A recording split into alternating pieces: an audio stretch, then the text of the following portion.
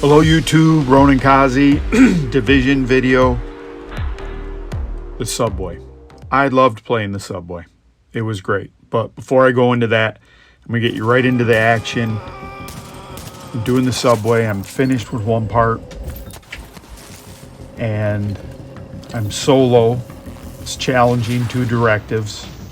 One of them is that if you shoot too much, you can shock them, but if you shoot too much, you'll shock yourself. So I get the data, it sends me to the next section. I have this on normal speed. I'm looking at my skills, and oh shit. When that happens, run. Run, run, run, run, run. Ronin, run. That means there's rogue agents, hunters, are after you.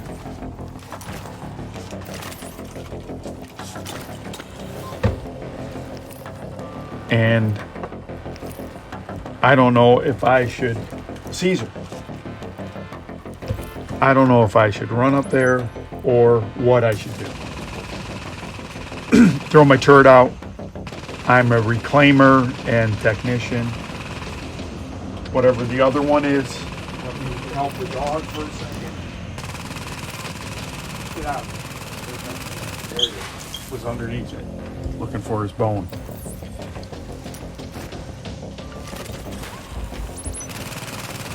So my one healing station gives me extra recharge so I can put out my turret non-stop. You can see the turret's almost back up before it's done. I can't kill these guys though because they're healing themselves.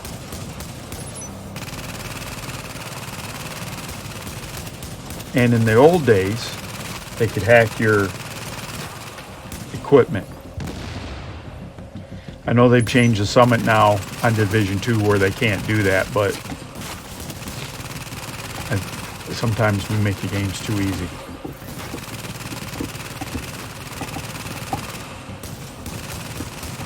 So I'm sweating this the whole time. Again, that was a good thing. You see my turret's right back up. And I willy-nilly throw it out there too far.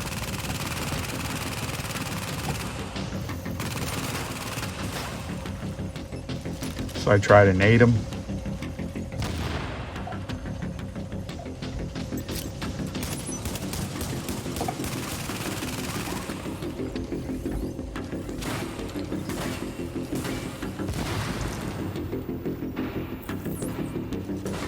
So I move it a little bit further back.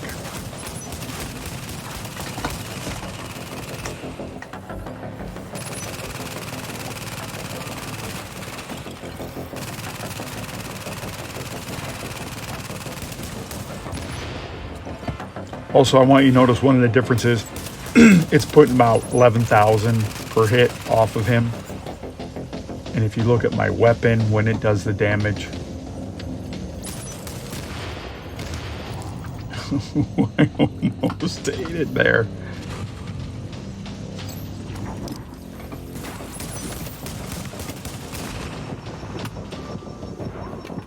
That's close.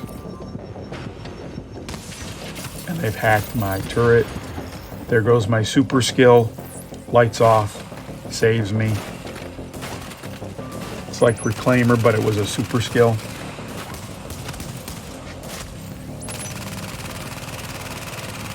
Let's see if we can get some damage on my rifle. MDR, I loved that when it came out.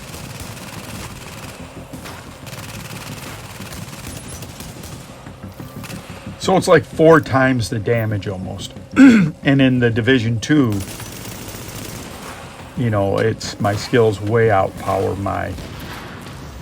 So that was like a balance. A skill build wasn't, it was powerful, but it wasn't like it is in Division 2. So I make the decision, I'm gonna have to get shocked. I gotta keep hitting them to kill them. I can't. And I gotta have the turret a lot further back. That guy's just stupid. He's gonna go down. If I use the LVOA-C, I just get shocked immediately because it's based on how many rounds you shoot and how fast they're going. So you see that bar above my armor or health.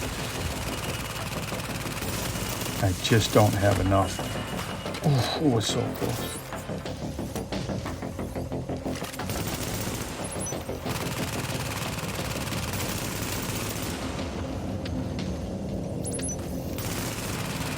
Now they got the LVOA. There's another weapon they ruined in the Division 2.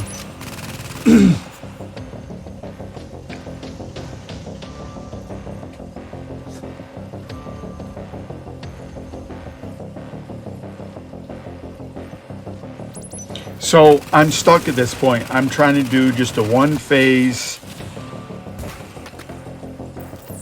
subway mission on challenging, but I can't. Oh crap! I can't get through here.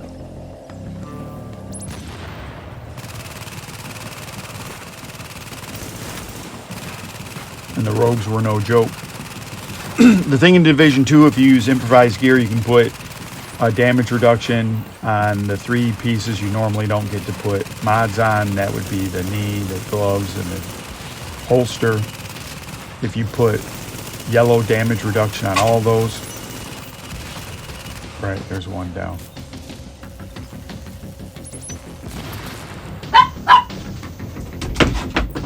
That's Roxy. See, I'm going to be really defensive where I'm setting this next one up at. And so if you have 6 pieces at 12% reduction, that reduces it by 72 if you go survivalist. So I just wanted to share that with you. Now I ended up dying at that one. I finished everything, got to the end. I forgot how the mechanic was. You talk to JTF agent, and then he goes, when you're ready, ask me where the stuff is. And I did it in an exposed position. So what I want you to notice when you watch me play Legendary, those of you that have graced me with watching and looking at some of the videos, I play this really defensive style normally. Not in Destiny 2. Everyone has to pick me up. I'm a piece of shit player there. Sorry, everyone. Sorry, YouTube. And but this is where it comes from, is doing these. I cut my teeth. I did these over and over. In fact, I had already recorded part of this, but I wanted to throw that rogue encounter in there because it's just, you know, it's a little bit harder game.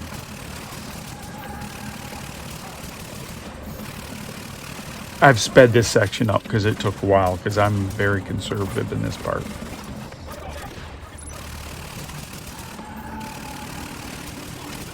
And so maybe the precursor games that you come from,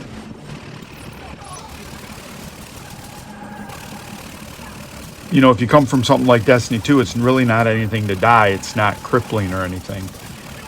In a Legendary or Heroic, it's pretty crippling in the Division 2. Anyone with a decent build can get you up in a Heroic, but in a Legendary, you know, you need someone that's just running tank. I showed you a video about Rose Fox, who had a great tank build. I've sometimes in Legendaries will run a tank build just so I can just go on duty to res people, res duty.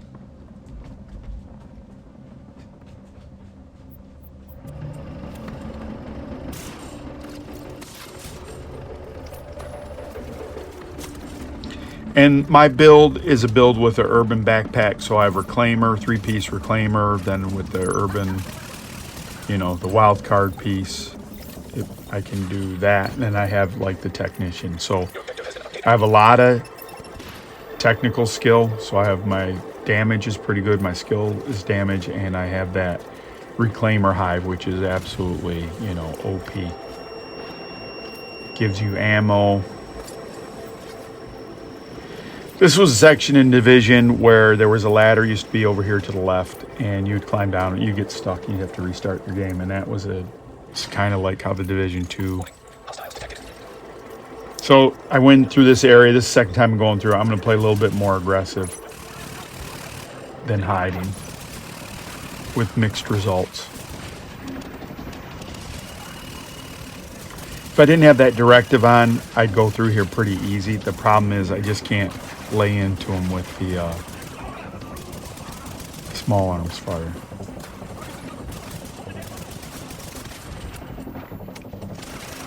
You see, they're always trying to flank me. I'm stuck in this position where I probably should have put the turret here where I am, and I probably should have went to the corner to protect the flank. That's an error on my part.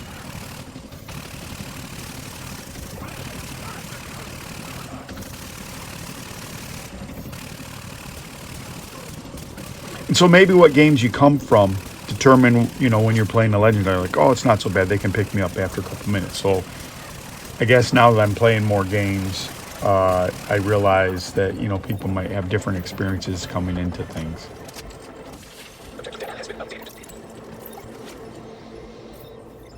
Talk to you about ChatGPT and that whole thing. I started doing some research on it's not that I don't use YouTube. I watch a lot of science, quantum mechanics especially. I watch a lot of history,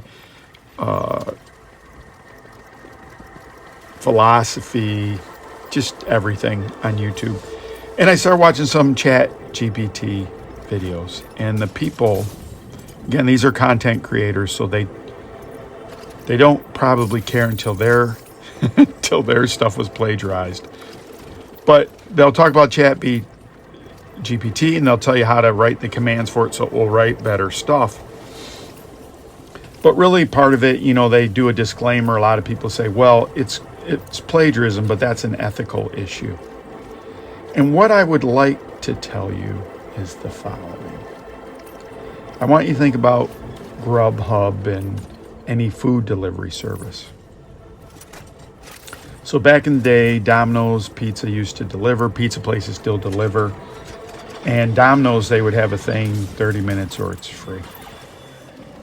And I want you to think about if a company delivers food and they own the whole part of it. They have to pay for the car, they have to pay for the insurance, and they stopped doing that because of all this liability.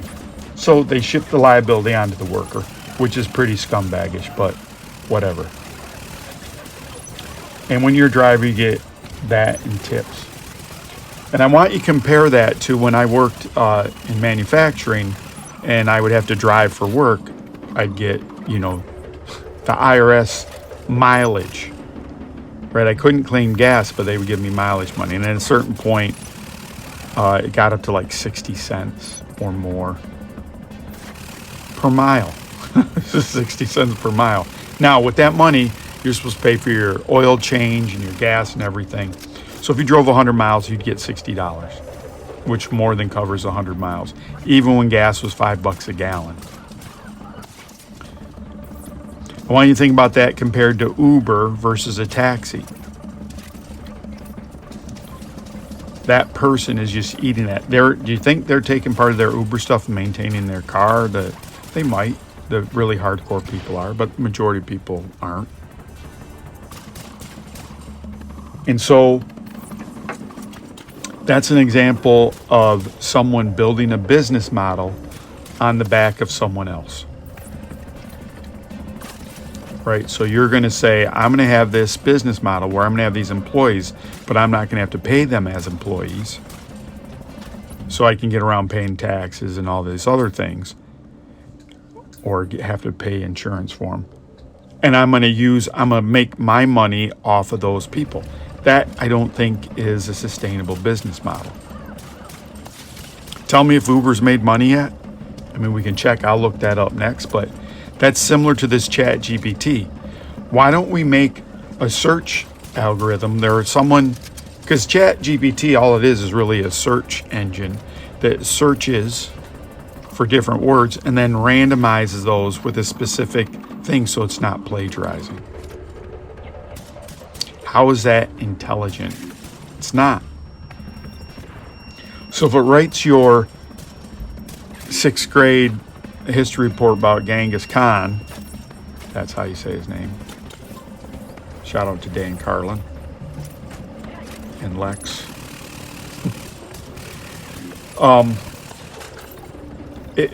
It's not. It's not. All right, so here's what I do. Before I let them out of the cage, when you talk to them, it starts the thing. So I pull them all the way back. One of them, you have to protect them, so you're just shit out of luck. This one, I'm going to take him back here. And again, I want you to think about legendary. We'll get back to the AI in a second. But in a legendary,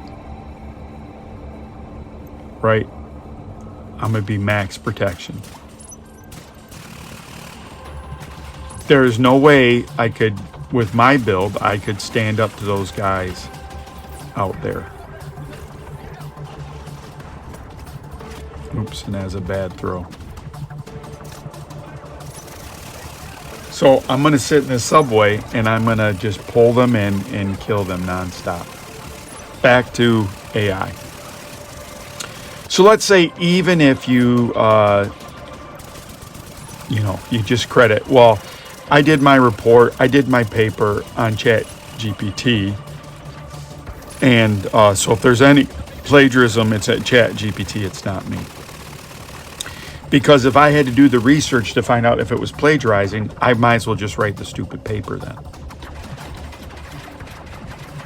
So that's number one about that. Number two about that is, I don't know if you've ever competed against people in the business world. When you compete against people in the business world, eventually you get to some place where you don't have computers, you're in a meeting, and you have pieces of paper, and you're doing all kinds of, let's brainstorm. There's a bunch of different things you can do. That ChatGPT person is never going to survive anything like that. You're just going to be found out. Well, normally all my good ideas, I get on ChatGPT and I put it in the search, and anyone can do that. Anyone can do that. Now you might say to me, Ronan, well, anyone can do the research and all that stuff. I'm not scared of it. You please use all that stuff. Because when it comes to synthesizing ideas, if the computer only takes what's written out there, it's not going to be able to say, okay, now I'm going to write about dragons and make a whole family of people and do all that. Unless it's already been done. How does it know to do that? It doesn't know to do that.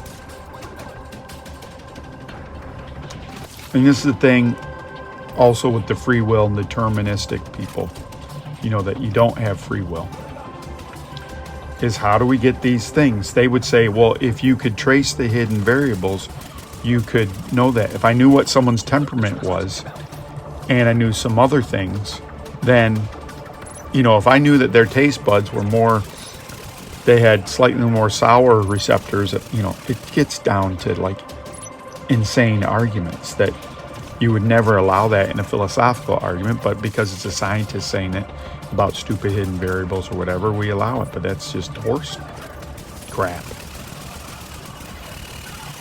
And how's that related to AI? It's related to AI in the following. If someone, I'll say this, let's have ChatGPT and then let's not have patents. So these scientists, none of their ideas, they're all building their ideas on the backs and shoulders of other people. But still we recognize them for awards. If we said, nope, no more awards, no more patent. If you come up with an idea, it's just, there's no way you could have thought of that. It was always going to happen. It was determined ahead of time. So it wasn't nothing original. It was bound to happen.